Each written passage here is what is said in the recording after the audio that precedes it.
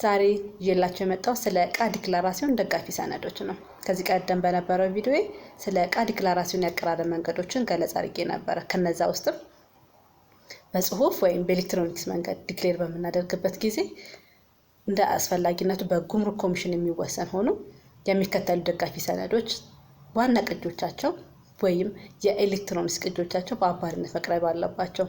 እነሱም የማጓጓዣ ሰነድ ትራንስፖርቴሽን ዶክመንት፣ የዋጋ ሰነድ ኢንቮይስ፣ የባንክ ፐርሚት ሰነድ፣ የእቃ ዝርዝር መግለጫ ሰነድ፣ የሰሪት ሀገር የምስክር ወረቀት ሰነድ ወይም ሰርቲፊኬት ኦፍ ኦሪጂን የምንለው እና ሌሎችም አስፈላጊ ሰነዶች በአባሪነት መቅረብ ይኖርባቸዋል።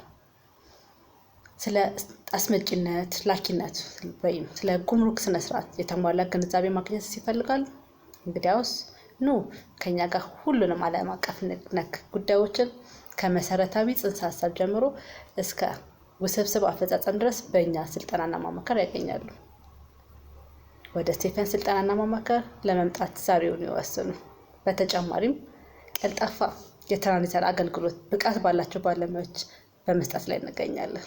ለበለጠ መረጃ አድራሻችን ቦሌ ቡልቡላ መድኃኔዓለም፣ የስልክ አድራሻችን 0932731173 እንዲሁም 0910992853 ብለው ቢደውሉ ስቴፈን ስልጠናና ማማከርን ማግኘት ይችላሉ። ከኛ ጋር ስለሆኑ እናመሰግናለን።